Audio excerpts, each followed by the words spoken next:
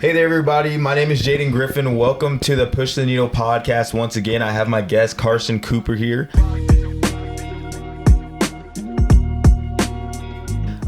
Carson, thank you for being on the second episode. I really appreciate you spending your night to come over here and, make sure we can get this clip done before I start editing tomorrow. Yeah, dude, I'm glad to be here. This is awesome.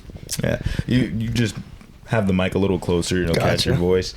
Yeah, man. So the reason I got you on here is because honestly, dude, you are a prime example of looking at the process and what it takes to get to your goals. And I don't know, the way you move and the way you do things, I feel like you didn't even really view it as a process. It's more of just like a conditioned state of mind you're in. It's just like, look, the work justifies the results. Like you put so much on your plate and you do a lot of things, and honestly, it's tiring from this side. And so I was like, okay, well, I want to talk to you a little bit about Areta, of course, and then, of course, your own personal goals and what direction you're wanting to go in life. But yeah, awesome. We can start rolling into it. So my first question is Areta. So that's why I got you on the show. If I remember correctly, you told me that you did like a clothing brand in high school, and then you started doing Areta. Can you give us a little bit more for a story on Areta? Yeah, so I was like in high school. I started a clothing brand during COVID with one of my buddies because I was like, we're sitting around, we're doing nothing. Let's start a business. Mm-hmm. And so I started the clothing brand, and the push was just like, okay, I'm gonna sell some of my friends, maybe get some people to wear it. We'll see where it goes. And that was kind of my first foot in the door into clothing as a whole and business. I was like, business minded, like, let's just see how this goes. And it went about as long as it could until my buddy graduated. And then, I was in college. Jack, my little, obviously, he came along, and I was like, I'm trying to start another business. I like clothing. Why don't we try to figure out another clothing brand? And so I pitched the idea to him about the same time that he became my little. And, we were just spitballing names for a while. It was like 5 months. We were just talking about it, like, man, we want to get this going, but we don't have a name. And I was laying out like tanning one day, and I was sitting there and I was like, there's some really cool Greek words, and Greek has kind of been involved in the gym community for a while. And I was just looking through words, and I came across Areta, which means to live up to one's fullest potential. Mm-hmm. And I was like, that's like such a good word. It's got so much meaning behind it. First off, it sounds good. Like it's a cool, 5 little word. Badass. And then it's got such a meaning behind it that I was like, there's so many avenues that I feel like I could take with this name and different routes. And so I was like, let's do it. And so I pitched it to Jack. He was down with it. And that's just kind of where Areta was born. We took the name, and we were just like, let's create designs. Let's reach the gym community. Let's push to helping, motivate people to reach their fullest potential and continue to live the way that they want to be successful and whatnot. And that was kind of like our goal behind it. It's like, we want to reach as many people as possible and make an impact on people. Yeah. And I feel like whenever you have a mission of wanting to make an impact on people, not for your own selfishness on, I just want to, have influence over people, but like you said, it's living up to your full potential and really pushing that message out to people, which, it comes in, it's cool because you do it in gym, and I think the gym is honestly the first place where people should go if they want to, really get a better hold of themselves and their potential. Once you get in the gym, you get that self-talk going, you start hearing, just hearing yourself saying push and keep going, and you start to build that confidence and then of course seeing your body is always great. Yeah, whenever you're seeing the result. You see the results. One time I was working out a good amount, and I saw myself in the mirror, and I saw my triceps, and I was like, damn, Kieran, come look at this. Dude, sometimes I'll just be like working out, I'll be like, oh my gosh, I'm like, I swear I look bigger than I did yesterday. Yeah, dude. Yeah, but so what kind of, is there a reason why you went clothing, like even just as in your high school, like is there a reason why you went clothing? I know some guys in my high school who did the same thing. Dude, I always liked caring about what I wore, like how I dressed. Which kind of sounds silly, but I was just like always like, I want to look the best I can. And I noticed in high school, I felt like, I had a decent influence, and I felt like I wanted to impact people or just see people wearing something that I created. I was like, if anybody can do it, I can do it. And so I was like, you know what? I feel like it'd be cool, at least in high school, right? I didn't have a lot of message. It was just, let's just make a clothing brand. And so I felt like it'd be cool to just see people wearing something that I created. Actually, funny enough, my whole like clothing thing started, I had this group of guys that we used to go and play video games together. And we had this like group. And so I was like, guys, I'm going to make some merch for us, and like sold them all shirts. And I was like, well, we all have these shirts that for this, like, we're playing games together. It's like an weird esports team kind of. Yeah. I mean, it wasn't like we were like super good or anything either. Like we were playing Need for Speed. Like it wasn't anything crazy, but I was like, well, like this is cool. Like these guys are wearing this shirt I made. Maybe I can kind of figure something else out. And so that's in high school, at least I was like, well, like this is cool. And so with Areta, I was like, I started going to the gym out of high school. I was like, I got a lot from going to the gym and the motivation, the impact. And I felt like something in the clothing industry that at least we're lacking was, people could wear some clothes that actually had some meaning behind it. Like you can go get Lululemon, Viore, Gymshark, whatever. And they say they have their logo. And that's kind of it. There's not a lot of meaning behind it. You don't know really what you're wearing. It doesn't say anything. So I was like, well, I have this name. I have this idea and this message. Why don't I put that on a shirt? So when people are wearing my shirts or my clothing, maybe it doesn't mean something to everybody that sees it, but it means something to them. Like I'm wearing this. I'm striving to reach my full potential. Yeah. Or maybe somebody will see me wearing it and be like, wow, like that guy's shirt, reach your full potential. It'll push them to work harder. So that was kind of the whole clothing thing, was like, I feel like it can reach a lot of people, not just the people wearing the clothes. Yeah. And I think that's what I like about the name Areta, is because you look at names like Nike, where it has that same kind of Greek origin. But it's been a while since I've done Greek mythology, so if I butcher this a little bit, I'm sorry. But Nike is the goddess of basically winning, and it's like, oh, well, like, okay, well, this is something that they're kind of forming it for. Oh, Nike means you're winning. But with yours, it's more of a concept, not really a person or anything. It's more like, hey, like whatever you believe your fullest potential is, go get it. Like, don't sit on your ass and wait for it to come to you. Go actually get it, and you can reach for it. No one else can reach for it for you. So I think that's pretty cool. What kind of made you want to, tying back to the original reason why you did clothing, what makes you want to make the impact on people like this? I don't know. To be honest, there's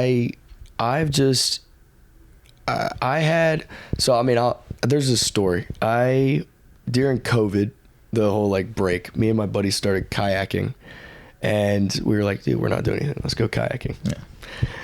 Let's go kayaking. Let's go kayaking. Let's go buy kayaks. They do that in Austin too, over on the lake on Austin. They'll be like, oh, let's just go wakeboarding or climbing. Yeah, let's go do something. I don't know. And so we all went and bought kayaks the same day at Cabela's. We loaded up a truck, but there was one night that it like stormed really bad, and so we were like, dude, let's go. Like, let's go the next day. The creek's gonna be up. It's gonna be roaring. It's gonna be fun. Let's do it. Well, my idiot self didn't bring a life jacket that day, and so we're out, and it's like the water's got to be like 12 foot higher than normal. Like, we're not prepared for this at all. And so we get out there, and I mean, some crazy stuff happens, but basically I end up running into a tree and like flipping off, and Jesus. Like I land on a rock, and it like hits me in the back. And so no life jacket, probably 14-foot deep water. Knocked the wind out of you? Or? Yeah. I was probably under for about 45 seconds, to be honest. Like, I came up and I was just lost. And so how this ties in is when I got out of the water and I was looking at myself, I'm bleeding head to toe, like scary, very scary situation. I could have easily died. And so I took that as like a life lesson, was like, first off, I mean, we only have one life. We're here, right? I could have lost my life that day in that accident, but I didn't. So what can I do to make the most impact? First off, and grow myself, but secondly, help other people see that everyone can achieve what they want. And that's kind of, it started, my brain started working a bit differently after that, because it was like, dude, like, I can't worry about these things in the past anymore. I can't worry about these little things that don't matter. What matters is the impact that I make on as many people as possible before I'm gone. Because before then, I didn't feel like I really meant anything. Yeah. Yeah, I definitely get that. I kind of had the same realization and I think about it all the time, like, oh, why don't I think the same way I used to in high school, in a sense of like, back in high school, same, I didn't really care too much. It was just like, oh, you're just living life, doing your own thing in high school, you don't really have many responsibilities, this and this and that. But a little bit on the darker side, I guess we're talking about you almost died, but yeah. For me it was more of I almost lost the mental battle with myself. I feel like there's the only thing scarier than being in a situation when you're dying is whenever it's your own mental, the one that's telling you like what's the point of being here, and driving down the highway, I remember vividly as I was feeling like a side character in my own life. Things went south with this girl I used to talk to. Found out she was talking to another guy while she was talking to me, and I picked the other guy, and then she starts working with me, and then the guy starts working with me, and I'm like, dude, what the fuck? Things were just really, really not good. And there used to be this U-turn that went to my apartment back when I stayed in Brenham, Texas, and I was just thinking about how easy it would be to kind of just go straight into that pillar instead of hitting that U-turn. And the one thing that saved me that day is when God put a vision of my mom just like absolutely bawling. Like, cause I can't do that to my mom. Like, if I'm not going to live for me, at least let me help live for the people who love me. And that's what got me really going. And then I started getting really into the self-development, self-help, is just getting my mind right. And then once I started doing that for myself, and then people, I have conversations with people, I started realizing my conversations was, a lot deeper and a lot more whatever problem you're having, I just want to focus on you. And that's what made me want to start with the podcast, is because, I believe that there's a ton of people out there who have dreams and goals and things they just want to hit, and they just don't know how to. Yeah. Or they don't have the motivation, discipline, like we talked about, and understanding of the process. And so that's what I want to make this for, so I can bring people who are in it, doing it, and being able to help those who just need that guide. And so, yeah, man, it's really kind of inspiring to hear that you have that same thought process, as far as I just want to make an impact because you really genuinely care for the betterment of people's lives. And I think we had talked about it a little bit before we started recording, but that can come off as really arrogant, or really forget this guy, he thinks he's better than us. And so how do you kind of navigate that same mental toll? Because it's got to take a bit of a toll on you, at least whenever you're hearing these things, or you feel like people are looking at you as this kind of knob, when in reality you just want better for people. Yeah, in high school, it's kind of when I started the whole journey, I guess, in a sense. It's when I started thinking that way, right? And I didn't have a lot of friends. I got made fun of. I played baseball, and I got made fun of a lot. I didn't connect. I didn't have a group of friends really, and what they would make fun of me for waking up early and reading and journaling and doing these things. And I would tell them hey, this is helping me. I would explain hey, maybe you should read this book. Check this out. Or hey, maybe you should start waking up at this time and maybe meditating in the morning or journaling, and it'll probably help you with that. And they took it as oh, this guy thinks he's better than us. And the biggest thing that I started to learn through that, that was my first real experience to people being negative about how I thought things. I was just man, you can't, if people don't want help, you can't help them. Yeah. And I was it's not, I can do my best to make the most impact as I can, but if people don't want to listen, that there's only so much I can do. I can push, but also it's not my job to fix them. Right. And if they don't know that they're, struggling there, and that might be the fix, then they're not going to try. And that's fine. I just realized that, as much as the negative that I hear, at the end of the day, I'm doing what I can do. And I am impacting some people. I feel like I do motivate some people. I talk to a lot of people about it all the time. And, even with the negative, there's still those people who maybe are listening. Maybe it's a little bit, maybe it's a lot, who knows? I don't know. But what I do know is I'm still putting it out there, whether people want to hear me or not. Yeah.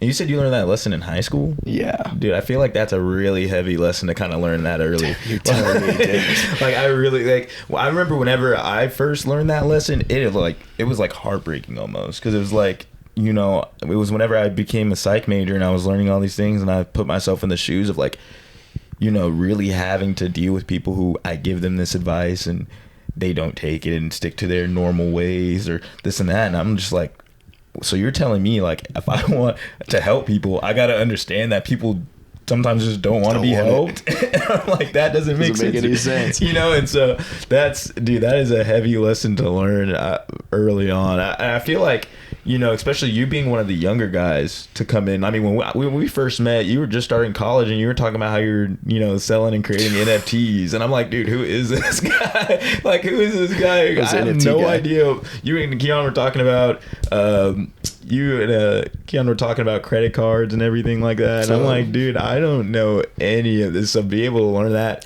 I know high school can definitely take a toll as far as, you know, oh, this guy thinks he's gonna be a millionaire of the world, dude. Yeah. and I mean, I'll be honest, when I kind of started reading all those books I was reading and whatnot, I was like thinking in my head, like, oh my gosh, like, dude, I gotta do all these things. Like, I'm in high school, like, I gotta get going. I gotta make cryptos or whatever I was doing at the time, which I was just like just trying to follow the trend. But I remember, like, I was the team captain of the baseball team, and I remember like being a leader, right? But the way I was leading wasn't the cool way. And so I think that's kind of what clicked with the whole like teaching people and stuff and people not wanting to listen, is like I was trying to lead because the coach put me in this position to be a leader. But the guy who people were following wasn't the leader. He was just the cool guy that, you know, made the funny jokes or skipped practice when he wanted to. And that's who people were following. And so that's when it started clicking. It was like, wow, like I think this way, but for some reason these people don't see it and they're just going to follow the guy who's really got nothing going on. Yeah. You know, and I was like, well, but I can't change that. These people, that's what they want to do, and that's fine. And I thought nothing less of them. I just knew where I was going to go at the end of the day. Like, I knew who I was. Mm-hmm. And I wasn't going to let what they said about me, what they said to me, or even out of high school, like into college. Like, I wasn't going to let what people said about me, said to me, selfish, cocky, arrogant, whatever. I wasn't going to let that affect who I was, because I know who I am. I know what I'm doing, what my goals are. And if people want to make fun of me for that or judge me or whatever, that's their own thoughts, you know? Yeah. Yeah, I definitely, I feel like having that resilience to the words is something that took me a while to kind of understand, just because I've, you know, always grown up people pleaser, you know, always wanting to make people happy. And then, you know, really having to dial that back is also just like, okay, understanding that like, oh yeah, I can't go party or go to a function on a Wednesday when I got work in the morning that I need to be at, you know. And dude, the first time I went to a wine Wednesday and had to go work in my sales job was the last time I went to a wine Wednesday and had to go work in a sales job. I just could not do it, man. But you know, you learn all this stuff so young and was able to, you know, really understand it and take it into your adult life. Like, what set that foundation? Like, what inspired you, or at least put those notions in your head very early on? Was it like, you know, having your dad? I know he has his auto shop, and that's a lot of work going into running it. Or was it something that you kind of created on your own? Yeah, I had this conversation earlier with one of the brothers, but I think one of the biggest things, my dad's been working the same job since he was 18, right? He's been a mechanic since he was 18. And that's like a whole, like, he didn't go to college. He didn't do that. My mom did, but whenever I was born and when my brother was born, she was just staying home, and my dad was having to work all the time to support us. And I mean, he's a mechanic. The money, you know, at the start, it's not good. And he's having to work. He's the only one working in the family, supporting. And at a younger age, obviously, I didn't see it. But as I started to grow up, I mean, he started coaching me and my brother's baseball teams, my select baseball teams. And so he'd work 60 hours a week, and then he'd go on weekends and take us to our tournaments in Hearst or in Keller or wherever we were going, and have to drive and then coach a baseball team. And then that'd take up all Saturday and most of Sunday, and then we'd be back Sunday night, and that'd be his only free time. You know, but what I realized was, even with all that, he had a smile on his face, and he was working. I mean, he'd get right back to work Monday, work 60 hours to support our baseball, to support, to pay for the house, you know, to pay the bills and do all the things while my mom was sitting at home taking care of us. And so his, you know, work ethic and seeing him doing side jobs at 2 a.m. just to pay the bills, that was like, whoa, like he's doing all this, got a smile on his face, he's happy to do it for us. And, you know, seeing that and slowly like growing into an adult and getting out there. And when I turned 16, I got my first job because I know how hard my dad worked. I didn't want him to have to pay for anything anymore. I was like, I got it. No, I don't want your money. Yeah. And seeing that continuous work ethic, you know, and to a point where, I mean, 7 years ago, they bought the shop. And he, you know, he told me like when he was younger, like his vision was always, you know, I'm doing this. Maybe I don't love working on cars, but I'm good at it, right? Maybe I'll own a shop one day. Maybe I'll start something someday to do with cars. And then for him to buy the place, that was a huge milestone. And that was like, for me, seeing that, I was like, he's worked his ass off for so long, and then he's accomplishing something with it. I've developed this work ethic, I think, through him, but I want to do it better. Like, I want to take, you know, he's set me up for success. Honestly, he's worked his ass off to put me through college and do all these things, but I'm not going to take it for granted. I'm not going to sit back and take it. I want to take that and run with it and do, you know, even better than he did. I want to support him. I want to retire him, you know, in 10 years. I want him to not have to work a day. I want to buy them a house or buy him a car, whatever. Like, that's what I want to do because of everything that they've done. My dad's done for me. Okay. Yeah, that's awesome. So out of that, how much would you say your work ethic is attributed to yourself? Like, you know, wanting to do these things clearly and vividly for yourself, or also that split of doing it for others? Like, do you get what I'm asking? Like, that makes sense. I get what you're saying. I mean, I would say seeing my dad with that work ethic is what kind of led me to have mine. And then a lot of it originally was like for myself. Like, I got to build myself up, right? I got to start going to the gym I was weighing 135 out of high school. Like, I was a scrawny dude. I was like, I gotta start working. I gotta start eating. You know, that was my first, you know, obstacle to tackle. And I'd say that, you know, a lot of that was self originally. But then once I got to a point where I was, you know, disciplined enough to keep going to the gym and keep doing those things, I was like, okay, like now I can start working and helping other people and working towards supporting my future family and my parents and my little brother and the people around me that I care for and whatnot. And I think that's kind of where my mind shifted now, is more about the people around me and less about myself. Yeah, like the responsibility. Yeah. And I think that's huge, man. Being able to work for others can bring out that, I feel like it's that, you know, like you said earlier, the way men are kind of, their process in their mind is that financial clock. But it's also like, you know, men have a strong sense of responsibility, and if you don't have a strong sense of responsibility, can you really call yourself a man if you're not wanting to do things that you don't necessarily want to do for the betterment of somebody else? Like, man, working at phone sites, there's my boy, he was working with us. He was brand new. He probably had about a month and a half worth of work experience with the company, and they were saying, oh, like, we're gonna have to let him go, blah blah blah blah blah. I didn't want him to go because I knew this guy can sell. Like, I've seen him, I've heard him on the phones. He's doing the work, he's making his calls, he's making his post. This guy wants it. We're failing him by not giving him the proper training, not getting him up to date. Like, we need to do more as a team to get him really being able to put himself in positions to sell. And so it was Thanksgiving weekend, and I had just hit about 15K, and it was Black Friday. We had a Black Friday special, and I got the message from my boss and was like, look, if we don't hit this goal for this month, we're gonna have to make cuts. And so even though, yes, I want to make more money for myself and I know the money is there, then it turns into this shift of like, okay, well, now I have to work my ass off because I don't want this guy to get fired because he doesn't deserve to get fired.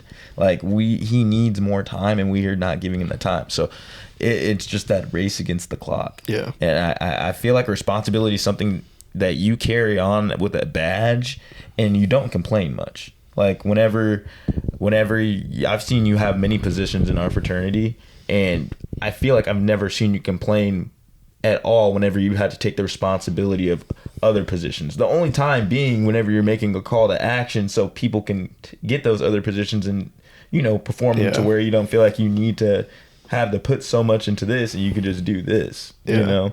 Like, I don't know, man. Big props to you on that, because that's something that's inspired me to want to, you know, be able to kind of handle that responsibility and really being able to, you know, oh man, like not complain whenever I have to come in and come to work or be an example to other people. Yeah. Well, dude, that's, you know, not complaining is not easy. It's trust me, I've wanted to, you know, cause my havoc and be like, dude, why am I doing this? Why me? Why am I the one working this hard for these people? Or, you know, whether it's the fraternity, whether it's my current job, whether it's the baseball team I played for, or whatever. It's like, why am I the guy? Why do I gotta stay late? Why am I the one picking up after everybody? Why am I doing this?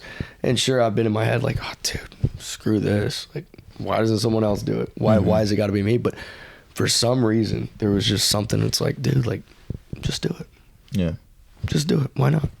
Setting the bar, man. Setting the bar. Just to tie us back over to another question I wanted to ask you.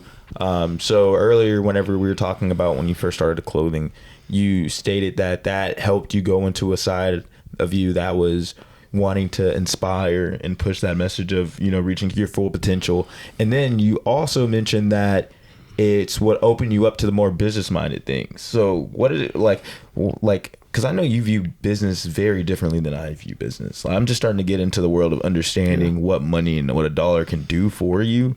But what got you so like hooked on, you know, that business-minded mindset where it's a lot based on the actions you take to get the results than, you know, just being a creative or whatever? Yeah, I honestly attribute a lot of it to this book I read. Probably, I mean, it was the first, like, I used to read a lot, but it was the first like financial book I was called Rich Dad Poor Dad. I think you let me borrow it. I suck because I didn't read it, but it's definitely on my list now.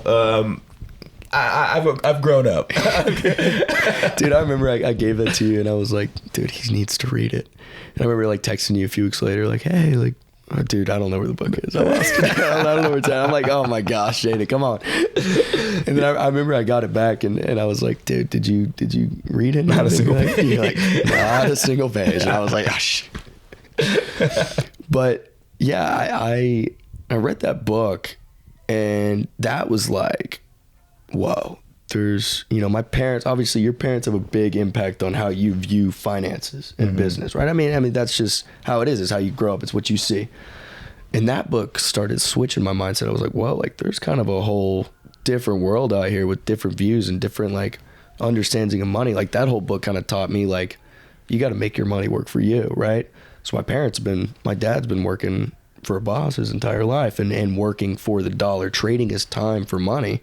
And what this book was saying was, you don't want to trade your time for money. You want to trade your money for basically more money, you know, things that'll make you more money. And so that kind of like switched the whole, okay, there's more out here. So I started reading more. And I was like, okay, like I'm going to keep getting more views and different opinions and trying to collect that. And so, you know, once I started kind of understanding my own view of how money works and assets and all that, I was like, well, like I need to start getting businesses rolling. I need to start, you know, working here at jobs that, you know, I can trade less time for more money. Or, you know, the sales job I have right now, right? I'm doing that because, you know, the harder I work, the more money I'm going to make. Yeah. Right. I'd rather any day of the week. I mean, I worked at Home Depot for 2 years and that sucked. Dude, I was driving a forklift around making $12 an hour and I was like, dude, I'm trading 9 hours a day for whatever 9 times 12 is. I don't know.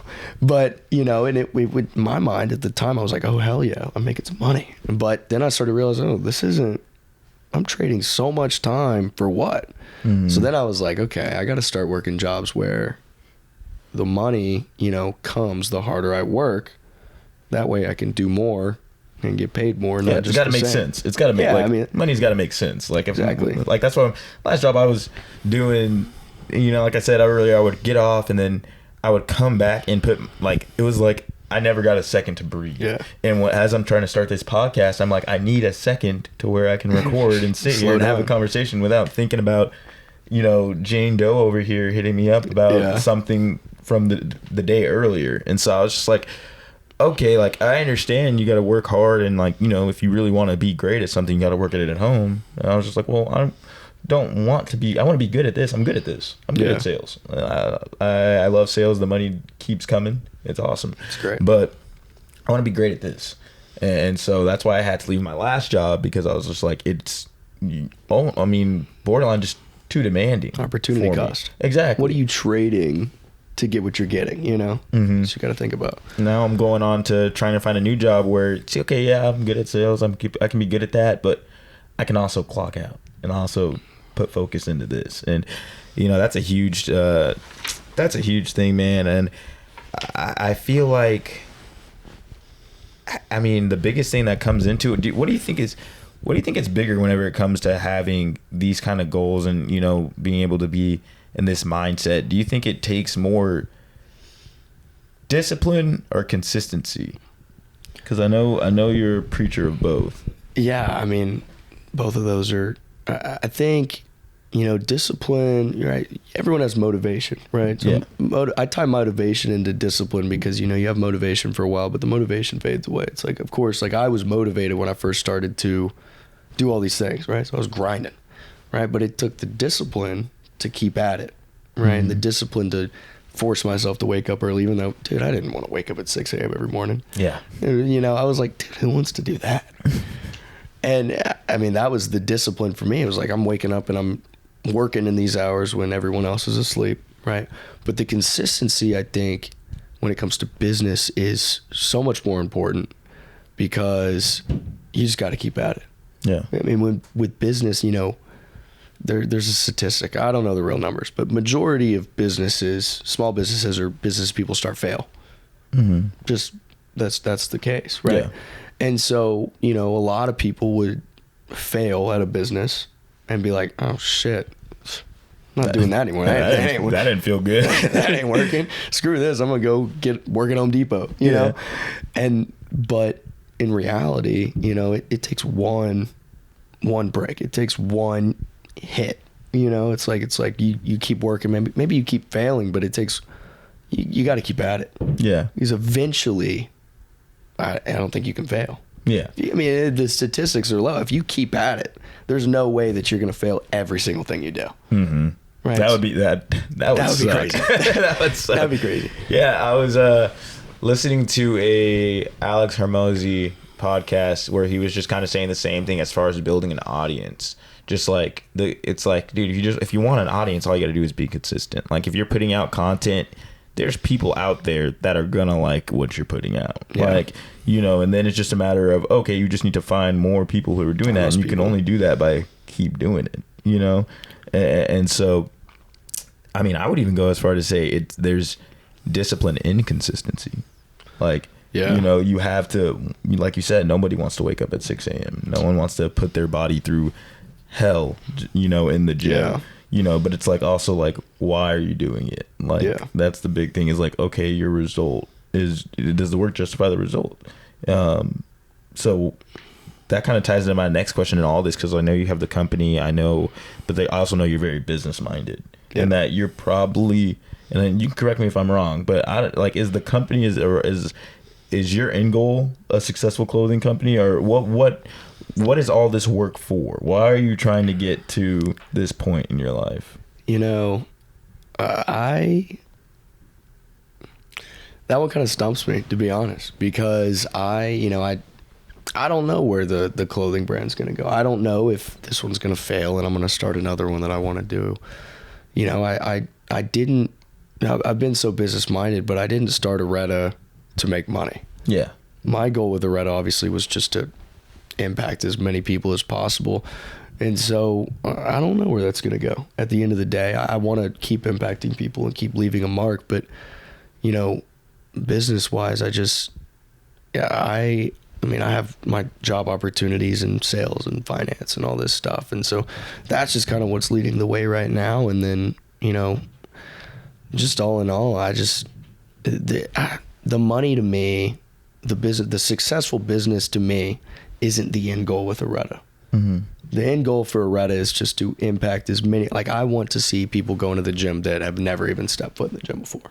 I want to see people wearing my shirts that you would never see someone, you know, you'd never expect that guy to wear my, oh, like, really, reach your full potential. Like, where'd you get that shirt? You know, like, why are you wearing that? And he's like, dude, maybe it's not the gym. Maybe it's his job. Maybe he's like, dude, I'm trying to work really hard at my job. I'm trying to reach my full potential at work or whatever. And that's kind of been my goal with that. And even Jack, same thing. It wasn't ever about the money or the business side. That just kind of came because we had this vision of impacting as many people as possible. And it was like, well, let's do, you know, the business side, I guess. Okay, so you don't even like... Oh, that's a very wholesome response. Yeah. I mean, it sounds like you kind of just... I don't know. That kind of... I wasn't expecting that. I wasn't expecting to hear... I was expecting to hear... Because, like, even my podcast, you know, like, my podcast isn't the end-all, be-all. Like, I'm wanting to do this because it's something I can see myself doing every day for the rest of my life. Yes. To inspire as many people as I can. Yes. But, you know, I want to do it so I can create more free time for myself. Yeah.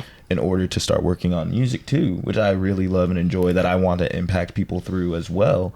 You know, but as I was starting to try to learn music, I was like, oh, well, I just don't have enough time to learn, because I'm starting from the complete lowest amount of music knowledge a person can have, as far as just something that sounds, I can tell something sounds good, but I don't want to play an instrument or edit it or do the auto tune or whatever. And so I need to create time for myself so I can learn that. And so I was like, okay, well, I don't want to work all, like, I don't want to be in a desk and cubicle all day. So I need to create something for myself where, okay, this can pay the bills, but it also be something that I love doing. And so I mean, just having that same, like, hearing how you said it was the fact where it's like, okay, like Areta is not necessarily your end goal. Like, you could, like you said, it could fail. It could fail, and you'd have to start, you know, in the future, you'd start a new business and try to get that going, or you try to start a new business and get that going. But it's more about, you know, you're waking up every day for the impact of people, you know, to inspire people just through your actions in life, instead of, you know, your own, I don't know, a personal, like, end story. Yeah.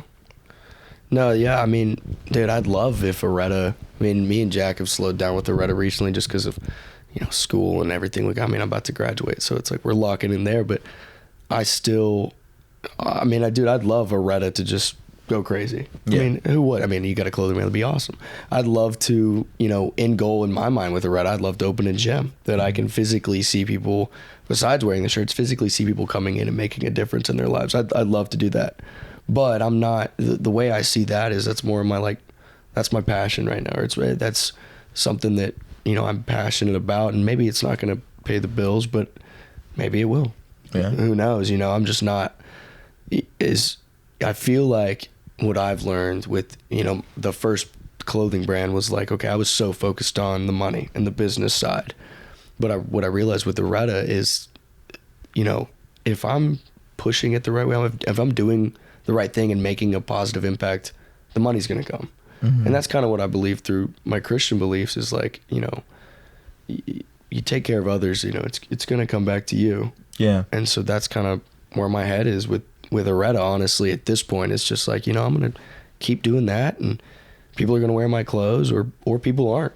And that's fine. I'm still going to make them. Yeah. I think that's big, especially tying it into you know, that belief. I feel like that's, you know, more recently, my connection, you know, I've been always working on trying to get a stronger connection with God since I rededicated my life to him a couple of years ago. And I feel like my last job really taught me the value of $1 and what it can do for you. Whenever I was growing up, I didn't have any type of money knowledge. My parents, and the conversations with money stayed strictly between them and not with me, my sister. So, you know, my mom was working tooth and nail, same as my dad, to make sure they can pay the bills. But Christmas, we always had loaded Christmas. My mom always gave us lunch money every day of the week. You know, if I wanted to save my money for something bigger at the end of the week, go ahead. But I always knew I was going to be able to get 2 slices of pizza and some ice cream if I wanted to. And it was just a thing where I didn't know how money worked. It would burn a hole through my pocket. Yeah. And so, and working at this last job and seeing how easily it can come and go. Oh, if this person doesn't want to buy, there's somebody out there who will. I just got to keep working hard and it'll come. The money will come in anything you do. Like you said, if you can take that passion, then it doesn't become like, oh, I need this to work. Like that's a lot of goals for me, and why I stepped out of it. And it's because I was like, whenever I tried to think about the end goal and me making it's like, oh, I need this to work so I can have a lot of money so I can be okay. And now with this podcast, it's like, dude, if I can make this into something where it makes me money to where I don't have to work a regular job, cool. Like I can do this for the rest of my life and not have to worry about money. Cool. I can talk every day. Yeah.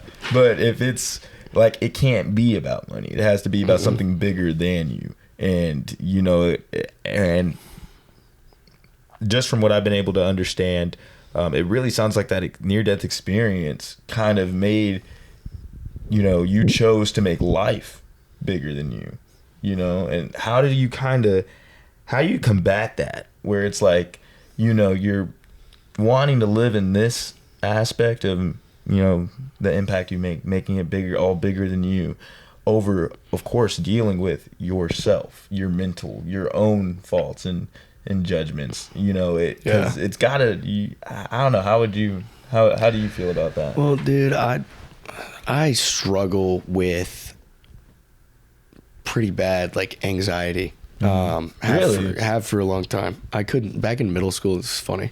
I feel like you do not show it. Yeah. Well, I learned how to control it for sure. Back in elementary school and middle school, I used to not be able to sleep unless I read for 30 minutes before I went to sleep. Like, I had to read 30 minutes exactly, or I could not sleep. And that was just like weird. Who the hell does that? It's like weird. And so that was like my anxiety, right? All this anxiety. I used to, crazy stuff, right? I couldn't sleep if we were going to Six Flags the next day because I was so anxious about going to Six Flags. And that was the mental game that I felt like I was on to play. And now it's kind of transitioned into more of a productiveness thing. It's like, even though I'm doing all these things, making this impact with Areta, or making all these sales at SS, or, doing these things within the fraternity, am I doing enough? And I try to keep that, from showing, but I am extremely hard on myself all the time. And you can ask, we've had many conversations about that. It's just, that's just how I am. I'm so hard on myself that I never think, I'll work 12 hours a day and get home and be like, dude, I wasn't productive. I didn't do enough. And honestly, I don't know what has kept me, fighting through that. I think the gym's been a big part. I think the gym's helped me through that because I go there and I'm like, okay, at least I went to the gym today. Yeah. But I'm so hard on myself, and I don't know why. I can't ever figure. It takes a lot for me to just like slow down. And so when I'm working for other people, all the time, I'm a people pleaser, right? So I'm always thinking about how what I do affects others. I think the way I put it is I have high functioning anxiety. And so to keep that anxiety at bay and that hardness on myself at bay, I just work harder. I do more. I'm always doing more. That way, I never have time to slow down and think about, whatever it is bringing me down. Yeah. And it sounds really interesting, and it sounds like backwards or whatever, but that's just the best way I've been able to describe it after, I don't even know. Yeah, no, I think that I can really resonate with that, because whenever I was, at my job, that's the same thing I had to do. I was like, okay, wake up, go to the gym. Whenever you go to the gym, that's the hardest part of a day. I feel like being able to, especially if you're waking up early to go to the gym, it's like, dude, you got to wake up, drag yourself out of bed, get everything going, get your clothes on, drive to the gym. It's freezing cold outside now, and you got to drive to the gym, work out, lift heavy weights, all before you even get your day started. And then you got to go to work. Yeah. And so then what I would do and tell myself is, I'm not leaving this office until I feel like I have done as much work as I could possibly do today. And so whether that was, hey, I was banging sales all day to where 5 o'clock is like a little bit more reasonable, and me 6 o'clock is a little bit more reasonable with me. Or, dang, I didn't make a sale today, so now I got to call people until I'm not leaving the office until 8, 9 p.m. because that's what makes me feel, that's what puts that anxiety at bay. Yeah. And since I've been unemployed, that anxiety still is coming back. It's like, right oh there. man, if I don't go to the gym today, I suck. Like, why am I not going to the gym? Why, I got all this time in the world. Why am I not doing it? And then there's a part of me that's like, look, dude, you're full time. Like, once you go back to work, it's going to be back. You're going to be back in that motion. Just try to take it a little bit easy on yourself. And it's same. I take everything so hard on myself. First thing is always like, like whenever I was, whenever I was going into work and I was putting up my highest numbers that month, I didn't do it for myself necessarily. It was because I didn't want to let my girlfriend Kieran down on whenever it was time for her birthday to come up and we were traveling to Vegas. And I was like, dude, like I would hate to tell her that, hey, my boss thinks I wasn't working hard enough and I didn't earn this trip out whenever, it's like, and so I made it to where he couldn't. It wasn't an option. It was an option. You can't tell me I don't work hard whenever I'm at home, because I'm working when I'm sick. Like at home, dying, and I'm on calls and Zoom calls still making sales. And so, just being able to fill up your day to where you don't give that anxiety much time to really think. By the time you're home, you're like, dude, I just want to eat and go to bed. Go to sleep, dude. I just want to eat and go to bed. And then it makes everything, those moments where you do, hey, let me go, out to the bar with friends. Oh, let me go check out this movie. Like, it makes your downtime feel that much more earned too at the same time. Yeah. Being able to just be like, but because of that, do you ever run into any type of feelings of like, imposter syndrome when you're dealing with your anxiety? I mean, that's a personal question for me, because like, whenever I'm in this mindset of like, I'm working hard and I'm doing this and that, and people were telling me like, oh, it's a good job, I'm still taking it out on myself, where it's like, oh, but I could be doing more. I don't feel like it. Like, even with my podcast, people, the first episode ever, a lot of people came and gave me and Rashid compliments for that first episode, and I'm still just like, it could be better. Yeah, it could be better. It could be better. It can, how do you kind of navigate that feeling? Yeah, I mean, I'm the same way. I feel like I can keep the anxiety at bay or whatever, but I will do so much and still look at it and be like, dude, I can do so much better. What am I doing? I mean, I just hit 60K in sales on Friday, selling the Nice. t-shirts. So that was like for me, 50K was nice, but every time I hit another 10K, I'm like, okay, like that's good. And I was comparing it to the one coworker I have that does sales at the company, and she's at like 10K, and she's been doing it for 3-4 months, so about the same time I have. But I was like, like my boss told me good job, and I was like, I could have had more sales. Yeah, I could have done more. Like, I don't deserve that good job. Yeah. And so that with, even like high school was an interesting one with that for me, because I graduated in the top 10%, but I felt like I coasted through high school. I was like, there's no way. No, I don't deserve to be up here. And I got this nice scholarship to UNT, and I was like, do I really deserve this? Like, I don't think I worked hard enough for this. And, the best way I've learned to combat it, honestly, was just, I started journaling.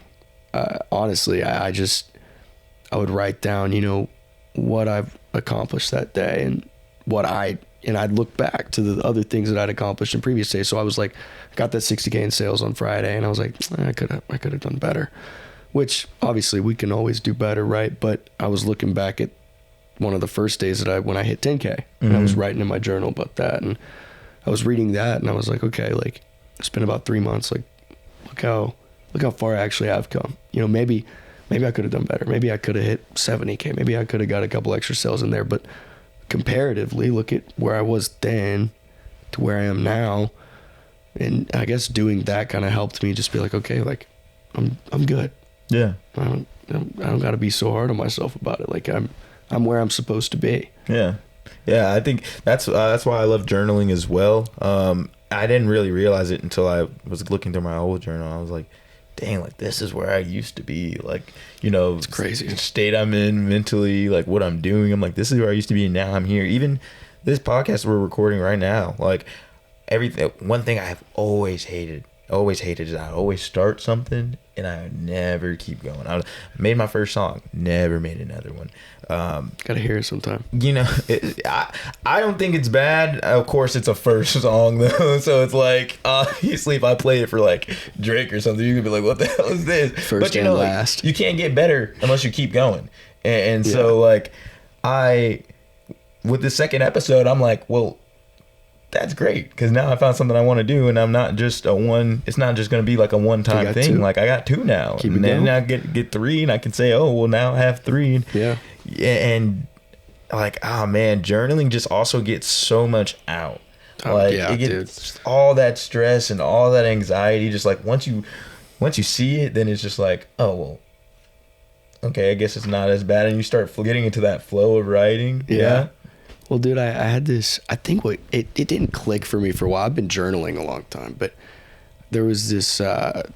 Maybe it was Hermosi or maybe it was someone else. I was listening to something, and the guy was like, you know, if I asked you to solve me, you know, 500 plus 279, maybe you'd ask for. I mean, just wait. It's like, what? Just go with. What number is that? Yeah, I don't know. But if I had a pencil and paper, I could write it out and solve it for you. And so that's a complex math problem in a sense. And so the guy was saying that life's one of the most complex problems that you will ever face. Okay. And if you're going to solve a complex math problem by writing it down, why not try to start writing your life down? Because it'll solve your problem. I mean, you'll solve half your problem just writing it down and figuring out what your problem is. Because half the time we don't even know what the problem is. We're just like, oh shit, dude, what's going on? Do you ever like write and you don't even like you're just like writing, and then that's when you start understanding the problem a little bit more though, and you're like starting to like because you can like you actually see it and you're working it out. Yeah, dude, I used to like have like prompts that I would answer and start like journaling with. I was wanting to start doing that. Doing it. It worked for me at first, like to get me to start journaling a lot. But I started realizing that I was focusing too much on the prompt and not actually what was going on that I needed to journal about. Kind of close your mind off to just focusing on that. So I started just kind of writing whatever popped in my head. And I started to realize, like, you know, even with some of my relationships or whatever, with business or what I was going to do, whatever, I started just writing. And I was like, you know, like I'd read it back over and be like, oh, like that's why I'm struggling with that, is because I'm thinking that way or whatever. And so, yeah, I mean, I just start writing random things, whatever would pop into my head. And I feel like that was the most freeing for me, because if I didn't close my mind to a prompt or whatever, and I just would write, I feel like I was getting more out. Yeah. You know? Yeah. I, recently it's been for me more of like, that's the same reason I would start writing, is to kind of work out problems or understand why I'm feeling a certain way towards an issue. And it's slowly evolved into almost every time I open my journal now and write, I feel like I'm having a conversation with God. And I'm just kind of giving everything to him, letting him understand, even though he already knows, of course, but, you know, understand where my mind is at with this certain issue and where I want to kind of be. And I feel like every time I get done writing, I'm like, okay, now I'm ready to crush it the next day. Yeah. You know, I'm ready to, now that I see it, it's like you give your weight off. You got a game plan now. It's just like, it's very important, and it's something that I need to be doing every night. I usually only do it now whenever it's like, if I'm just like, if there's a lot on my mind, I'll try to empty it out in the journal. Yeah. So you'll see like, oh, like I haven't written, like I think yesterday was my first day I wrote since like early or late November, early December, something like that. So you'll see those jumping points. Do you journal every day? I did. I tried for a period of time, and I just realized that wasn't, I mean, yeah, I wanted to, but honestly, I started running out of things to write about, I felt like. and so I kind of started, for me, I feel like what's helping me, I started just focusing on like milestones that, like, if I got through a day and I was like, wow, like I accomplished this today, like, okay, I'm going to journal about it. Like, this is a stepping stone. Mm-hmm. Because, you know, it's just, I felt like I could keep track of those stepping stones and be able to look back on the, the first few and see how far I'd come and see what different problems I was dealing with back then, and almost like laugh at it and be like, dude, what an idiot. Like that's what I was thinking back then. Like, that's crazy. And now I can like look at it and be like, okay, like here's where I am. And so I can't imagine, like a couple of years from now looking back to like where I'm at and being like, dude, that guy was such an idiot. Like, what was he thinking? Yeah, dude, I think that's got to be one of my favorite parts on going back through a journal, is seeing it and just being like, dude, really? Dude, like that was your problem? And the thing is, like, when you're in that past state of mind, you're like, this is like this over-glaring issue. It's like, oh my God, what am I going to do about this? And then months down your line, you're just like, dude, really, dude? Dude, you were worried about how you're going to get to school the next day? What are you talking about? I don't know. So as you're continuing to walk through and, live this life that's more aligned with, your beliefs, what you believe you have this second life for, and, it being, whether it's business or personal, do you feel like there are some obstacles in your way that kind of just like seem to rear its head, every so often, that you're still working on, being able to conquer so you can move forward? Yeah, I mean, a lot of times when I like meet people for the first time, this sounds interesting, but I always ask them what their biggest weakness is, because I'm like, okay, like if someone can identify what their biggest weakness is, then I will trust that person because they understand themselves, right? Mm-hmm. And so that's what I like to do. Yeah, that's how I feel. What I think my biggest obstacle is probably my biggest weakness, and that's, I think, it's kind of a double-edged sword, but I think my biggest weakness is how hard on myself I am, because I will get in these like slumps where I'm like, dude, I'm not doing enough, and instead of going and doing more, I'll lay back down in bed. I'll turn off the alarm and be like, dude, I'm not accomplishing enough, or I'm not. It's like crippling. Yeah, and it's like, dude, I get down, and I feel like that's right now, at least in this present time, my biggest obstacle. I mean, that's my biggest obstacle. It's how hard I am to a point where it's like knocking me down.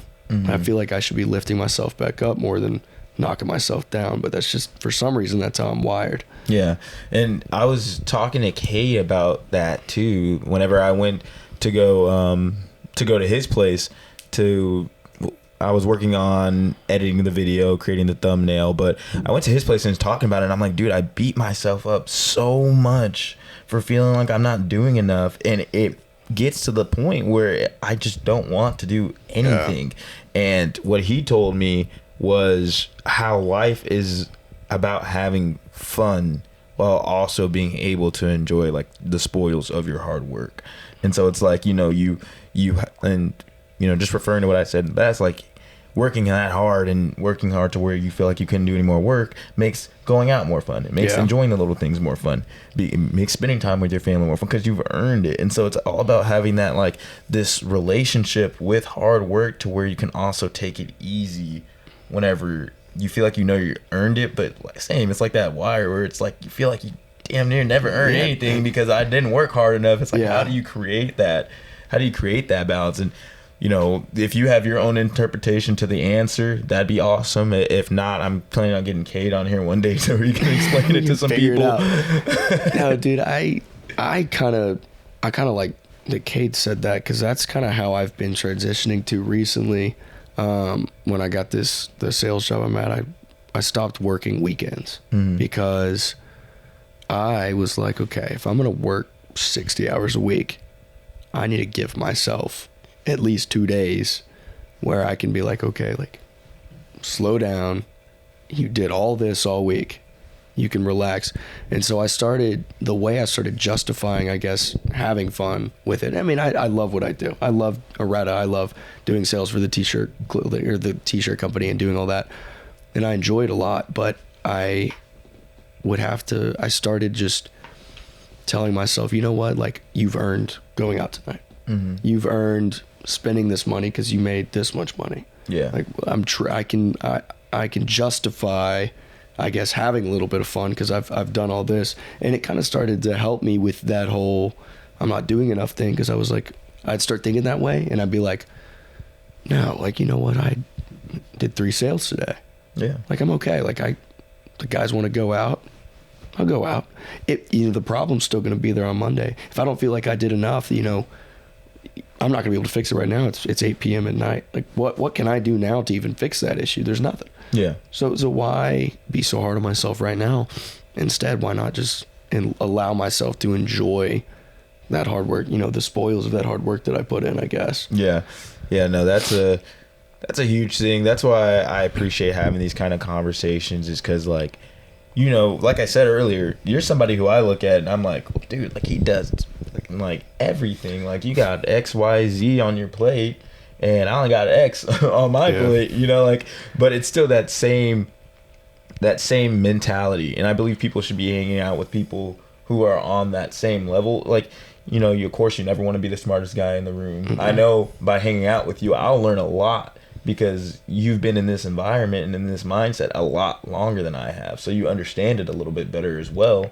And just really being able to have these conversations. That's part of the reason why I made this. I don't really know if I was going anywhere with that, but I just got to show my appreciation every once in a while, as far as to being able to be surrounded by guys who, it never stops. It never stops. If you have this kind of mentality, of course you'll learn how to cope with it a little bit better, and how to actually enjoy your free time and understand.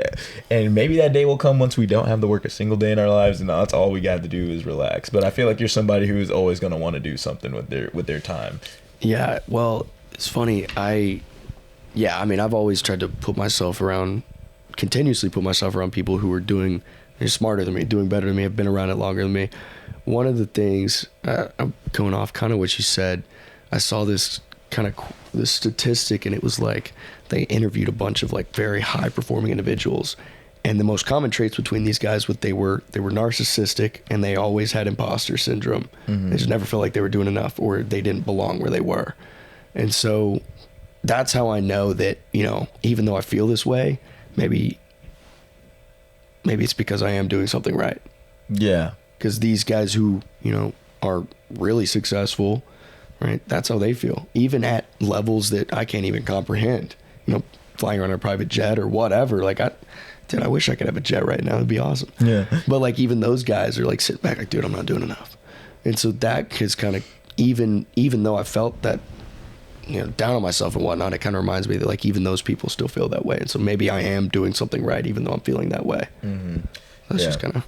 No, that's great. I mean, that's what I really enjoyed about my last job, was it put me in those rooms with those kind of people who, created businesses from the bottom and sold them, and, being able to understand that the thought process really isn't too far off. It's just like, as long as you have high ambition and you are perfectly fine with, I wouldn't say perfectly fine with doing, you can find yourself enjoying the process. Not necessarily, it doesn't have to necessarily be the work that you're doing, but if you can enjoy the efforts and trials you go through to get to the top, like, in sales, it's learning how to improve your game, how you can get more outreach, more leads, really like, expanding that and you get month after month, as you see your numbers going up, you get better. Or whenever you see them going down, then the thing is, okay, my numbers aren't the same.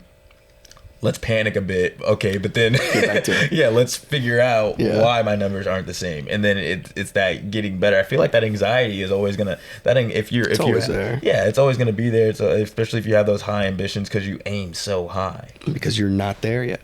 I think that's probably why I have such a big problem about being so hard on myself, is because I have these like high goals and whatnot, and I'm not there yet. Mm-hmm. And honestly, right now, I don't think there's any chance I could be where I think I want to be later. Mm-hmm. Like, I'm not going to, as a 21-year-old, there's no way that I can reach the goals that my 30-year-old self would be. Yeah. I just don't think it's possible right now. I can't, I'm still in school. There's so much else going on. So that anxiety is going to be there. Yeah. And it feels like it makes me kind of rush a little bit to be like, man, I want to be 30. I want to be where my 30-year-old self is. But, I think that's probably why the anxiety and the frustration is there. It's because it's like, I have such high goals and you have such high goals, and we're not there yet. So we're always going to feel like we're not doing enough because we're not where we want to be. Yeah. And that's actually why I named the podcast Push the Needle, because it was a term I had heard in sales where it was just like, you know, just do whatever you can to push the needle. My friend Christian actually used to say it a lot. He'd just be like, oh, just, you know, get the needle closer, like, as long, like, just put in good work, like, oh, like, yeah, whether you made a $79 sale or, you know, $2,000 sale, you're still pushing that needle further to get to our sales goal.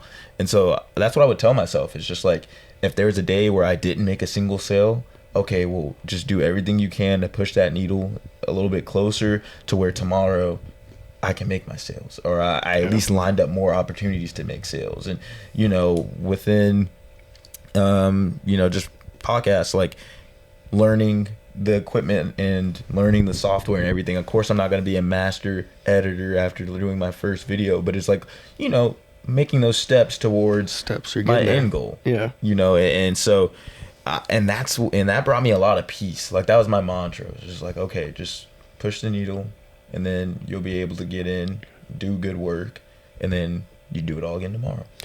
Yeah, I kind of compare it to stairs. Because, like, if I'm on, like, the 3rd stair, there's no way I'm going to be able to reach the 10th stair from the 3rd stair. Yeah. But I can reach the 10th stair from the 9th stair. Yeah. Right? So my thought process that kind of keeps a lot of that at bay, or keeps me on that path, is like, okay, maybe I'm on stair number 2. My next stair is number 3. It's not number 7.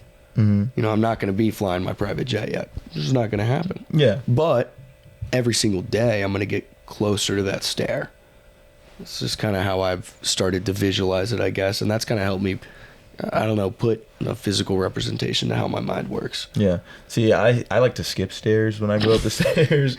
I like to, I'll walk up and skip 2 or 3 at a time. You got long legs, though. You're taller than me. I can't do that. I'm short. But that's a great way to be able to have that physical representation of, like, so whenever you're doing you're doing things, is it kind of just like, oh, well, I'm on step 4. Like, here's step 5. Yeah. Step 5. Here's step 6. It kind of keeps you. The other thing is, I mean, if we're so focused on the future all the time, we're not going to be able to enjoy where we're at. Mm. So there's no point in looking at step 10 if I'm at step 2. I should be looking at step 3. Dude, yeah. That was a big thing, is having that your mind constantly on the end goal will ruin you. Oh, will ruin you. Dude, it's killed me. Yeah. Until, like, more recently, that's how I always was. It was like, dude, I got to retire at 30. Mm-hmm. 19 saying I'm going to retire at 30, but I can't even fathom getting to that point of retiring at 30. It's like, that's 11 years away. Yeah. You know, that's a bit of amount of a time to get there. So it was like, I got to slow down. Like, come on. Just one step at a time. I'll get there. I have the mindset and the motivation to get there, but slow it down. Like, you're going to get there. Just take the steps. Yeah. Just be able to simply look at this and take your wins, be able to take your wins, take your L's, whatever. But, like, as long as you understand it's the process and getting to the end goal. Like, you set the goal for yourself. Mine is, I want, a amazing podcast. I really do. My inspiration for podcasts is, I don't know if you ever heard, his name is Jay Shetty. Yeah, I know Jay Shetty. Yeah, and so, like, I look at his and I'm like, I want to be able to have a podcast better than that. Yeah. And that's dude has like almost 3 million followers, I think. Huge podcast. He has celebrity. Michelle Obama was just on his podcast, and I'm just like, if I kept my mind on that end goal, I'm like, dang, like, how am I going to get to the position where I can reach this many people and have Michelle Obama on my podcast? She's right outside. She was actually waiting for me to... What? Michelle, come on in. Come on, Michelle. No. Hey. Oh, that didn't really... I'm going to have to cut that out now. Sorry, guys. It was supposed to be louder music, but... but yeah, if I stay focused on this end goal, it'll corrupt me, because now I'm feeling, then I let those inferior thoughts come in, where it's like, oh, I'll never be able to get Michelle Obama on my podcast. Why I'll never be able to reach 2 million people like this guy. Oh, I don't have this, and this. Instead of, now my focus, and this is like the first thing I feel like I've been able to actually do that in, is just like, well, if I could just make this video better than the last one, then I won. And that was something I was really worried about. And I was like, dude, how am I? Because people will come up to me. I forgot who said it to me, but it's like, oh, well, your video with Rashid was a really good one. I don't know how you're going to top it. I'm like, well, while we're not going in the same direction as the one with Rashid, I really like this one too. Because I feel like we were able to talk a lot more about the practicality and, be able to that's why I wanted you on here, was because I know you're somebody who I can expand on the process with. Yeah. While, with Sheed, I was able to talk about his, his goals in being a videographer. I focused a lot on the experiences he's been able to have through videography. Whereas, dude, he's doing great, dude. He's props to him. He's working his ass off too. Yeah, his stuff. I mean, I already did all my glazing in his video.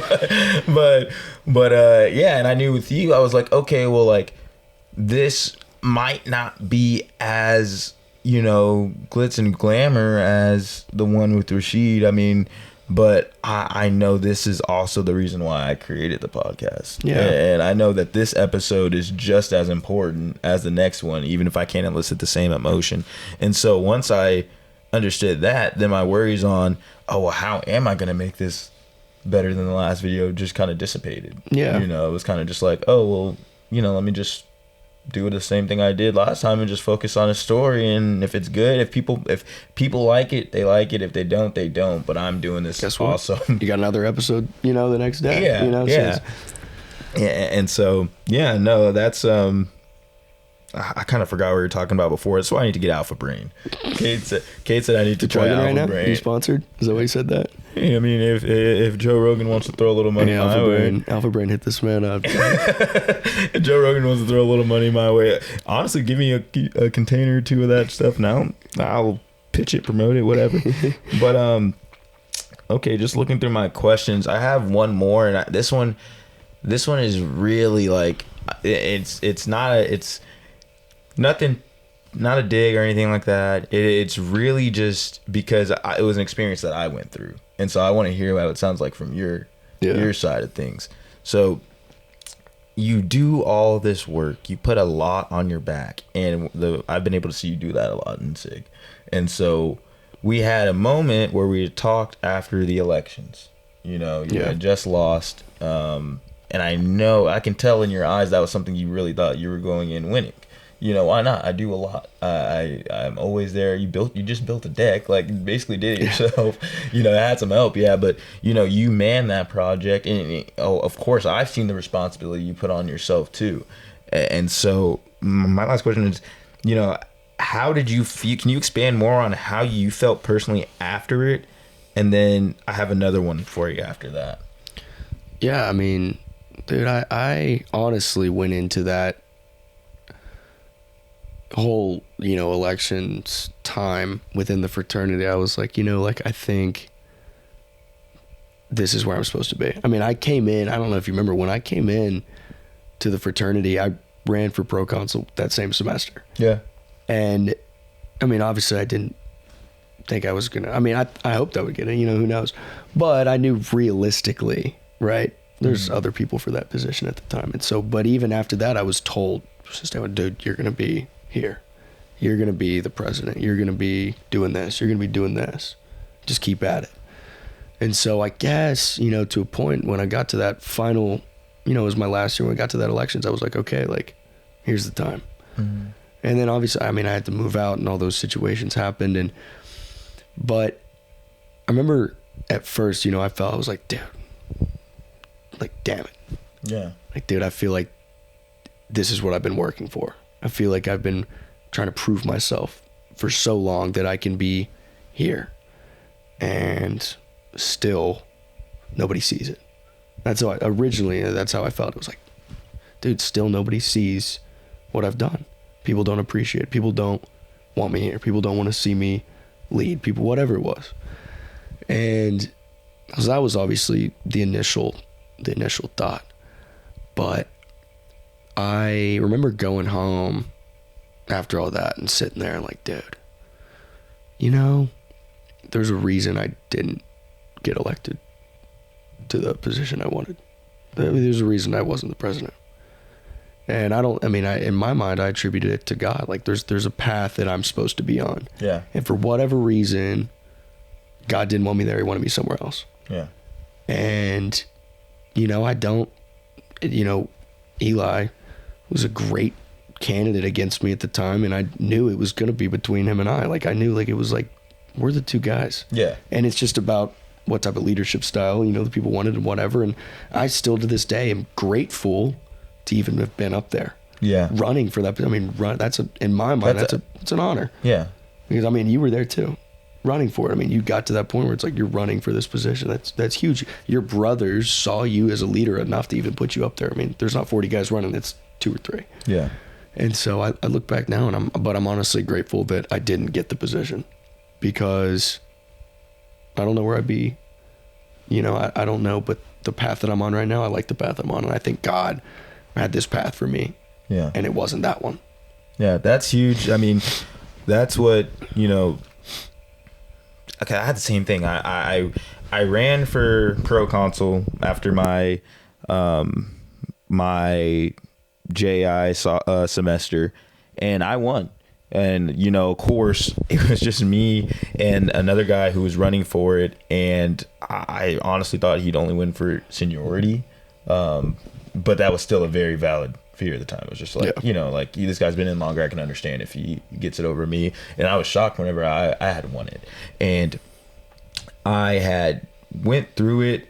I'm pretty sure I ran for consul too that year. Yeah, I ran for consul my JI year too, and just going for all just to let people know, you know, like, this is a position that I'm interested in. And then I had my year as pro consul, but halfway through, you know, Cade had said he's taken, you know, that step away from school to pursue his dreams and his goals. And so it left another election where it was against me and my friend Blake Post. And that was one where, again, I never really 100% felt like I was going to win it. But you never know. Yeah. Never know. But he was me and him whenever we were annotator and pro consul. I mean, I knew it was like, okay, if Cade steps away, one of us are gonna have to take the ship. So I was happy. I was really happy it was him. I got to learn a lot from him. But then that third one is the one that hurt. Yeah. You know, whenever it was me versus my other good friend Keon, because that was the one that I was everyone. Oh yeah, you got it. See, this is in the bag. Like.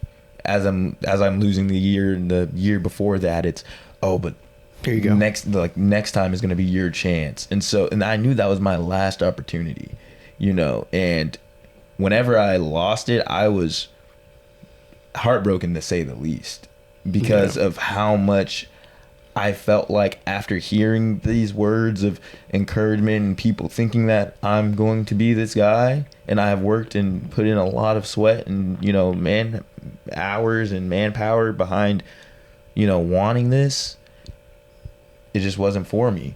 Yeah. And, you know, I went outside, and my best friend Brendan went out there and followed me out there, and was just like, I was just, you know, in tears, just like, why do they not want me here? Like what did I do that they put Keon over me and say that they don't want me here, they'd rather have him in here? And what he had told me was the fact that it's just not for you, and that's God's plan for you.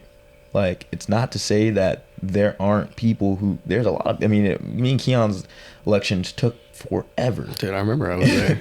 You know, it took a while. and you know, and so, but it just wasn't for me, because that's not what God had for me. And whenever I thought about it like that, I was just like, okay, so the next day I felt like a huge weight was lifted off my shoulder. You know, and it felt like, I was able to look at it and be like, you know, the reason Keon, though I didn't get it and Keon did, is because when Keon says that he's going to do something, he's done it time and time again, you know. And that's the leadership that we needed at the time. And he did a great job. I mean, we got a Peterson Award, you know, that I don't think I could have done as nearly as good of a job as Keon did, just because at the time I wasn't somebody who always did what I said I was going to do. I wasn't always putting 100% of my energy into a single thing and getting it done. I was really good at pro consul and being the guy to stop conflicts, being the guy to, you know, lead through that kind of voice and inspire my officers to do the best at their position. And that's why people wanted me again as pro consul and wanted me to run it for it again. But I also knew that I had some growing up to do. And that's why, and I was just like, look, if this isn't the position for me, I need to find my own pathway. And so, like, and yeah, that's huge, just being able to look at situations that don't work out for you, and instead of really just lamenting on it, being able to say, God just has other plans for me. Yeah.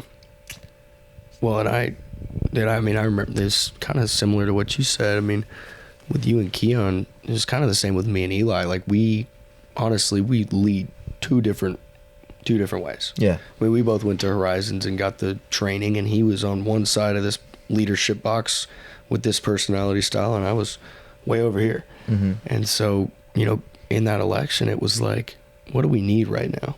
Yeah. Do we need me, or do we need someone more like Eli? And honestly, Jesus. was that you, bro? Cats. Cats. Fucking cats, bro. I hate cats.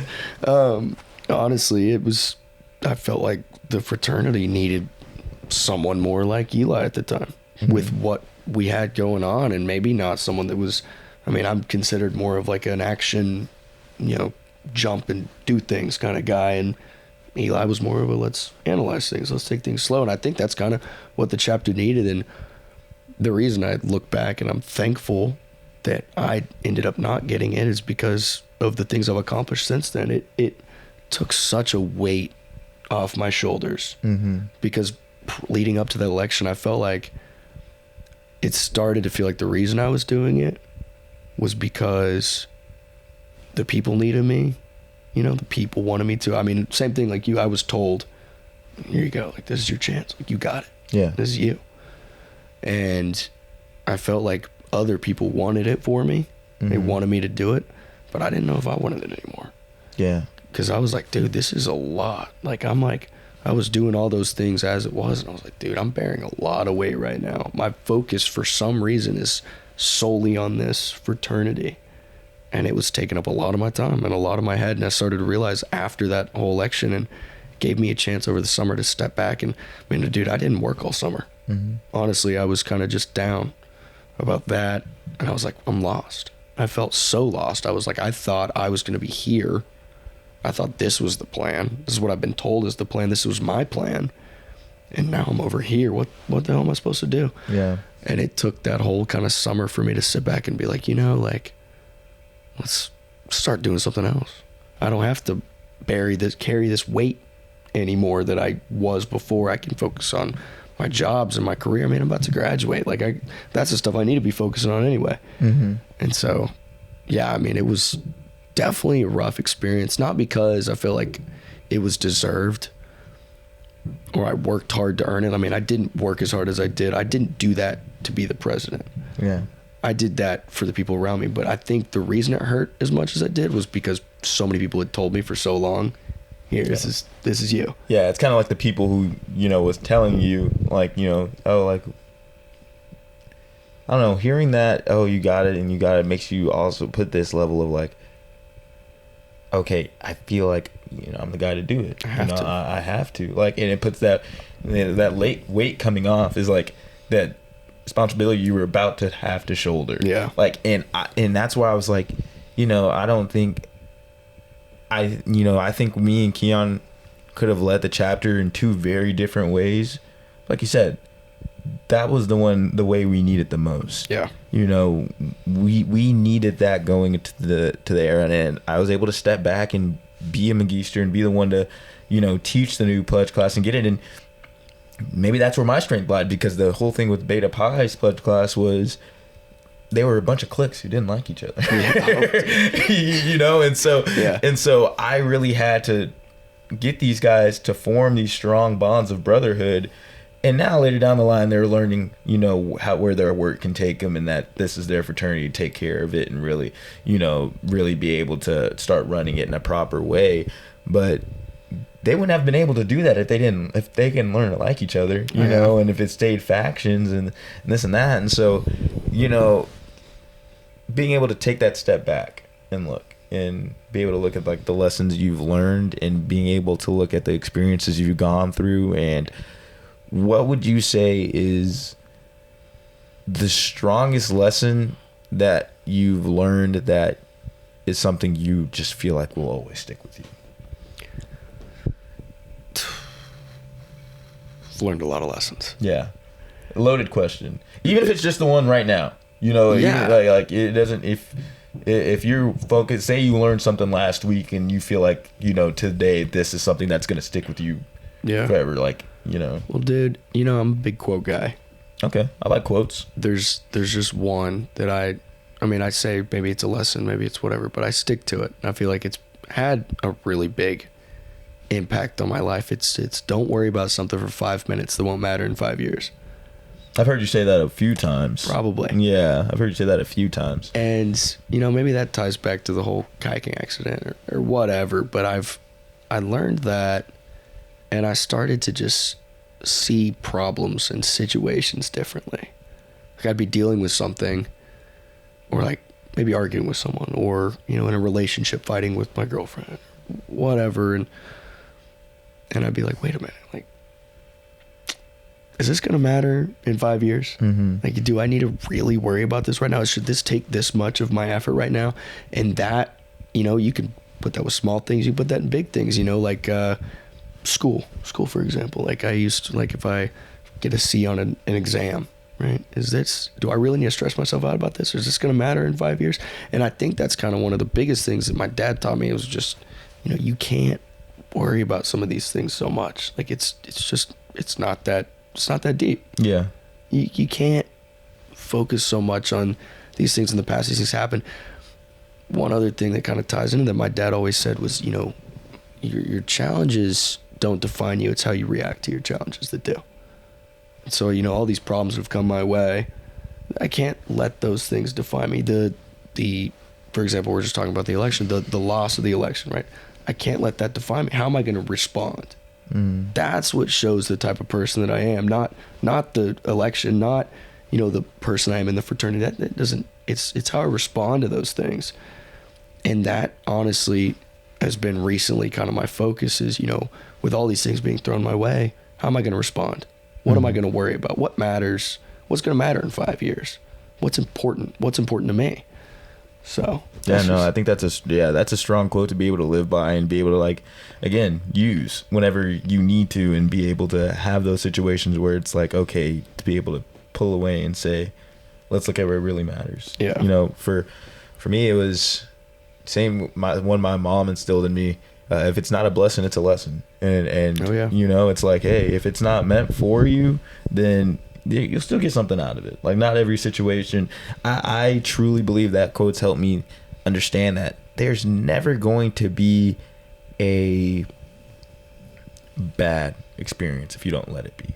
Yeah, it's all in your head. It's all in your head. It's all about how you view it. And, you know, if you look at situations and you're just like if we were to look at the loss and be like, man, these people didn't really want me. They just filled my head. Screw this place. Using me. Yeah, sucks, let me leave. Dude. Blah blah blah. Then we would never be able to, again, move forward from it and look at the bigger picture. For me, it was being able to, you know, fulfill my dream of being a Magister and leading the next pledge class. And I love going to Sig now and seeing how happy these guys are and them doing their thing. And I love more now is, you know, seeing how they're growing and seeing, like, guys like, you know, Aiden Taylor going and calling for house cleanups and cleaning the house himself and inspiring people to go do it for me and things like that. Whenever in pledge class, I thought this kid's a jackass. and so still you is.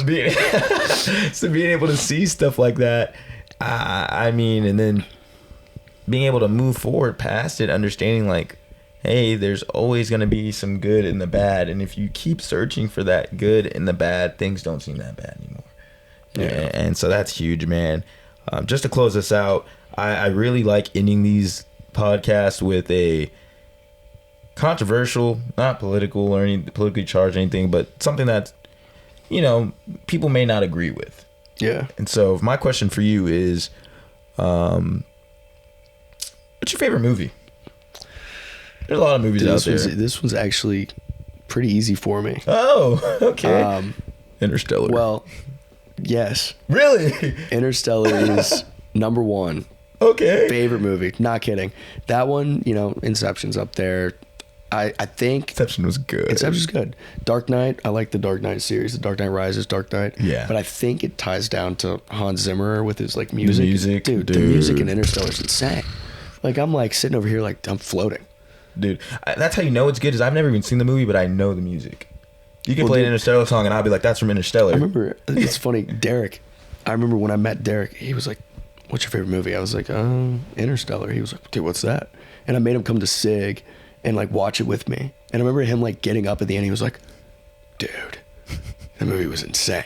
And I'm just like, it's a pretty good movie. Yeah. You know? Yeah, I remember that. He talks about it a lot. Where it's like, he was like, dude, like a week later, he's like, I watched it with my mom. And I was like, you watched Interstellar with mom? He's like, dude, yeah, I had to show her. Like, she's never seen it either. I was like, I mean, yeah, it's a good movie, dude, I guess. Have you ever seen Scott Pilgrim versus the World? I have not. No, that's my favorite movie. And it's same, just like, it's this crazy movie where it's like, it's based off a comic book by the same title. And it's the way they shoot it is just like, you really feel like you're watching a comic book like play out. And it's an insane movie. Definitely, I need to check out Interstellar. Dude, let's watch it right now after this. You go down. All right, guys. Thank you for listening to the Push the Needle podcast. I want to again thank my guest, Carson Cooper. I really enjoyed this one, and I think a lot of people can get a lot of things out of it. So thank you for spending your time with me and, really being able to dive in. Do you have any last words for the viewers at all? Well, thank you, Jaden, for having me on. It was kind of nice being episode number 2, and go check out Areta Clothing on Instagram, follow the clothing brand. That's all I got. Reach your full potential. I'll be able to reach your full potential. I'm gonna be putting his socials in the bio. Y'all go ahead and check that out. I'll put Areta and then the personal one as well. And yeah, we're about to watch some Interstellar, so thank y'all for listening. Y'all have a great rest of your day.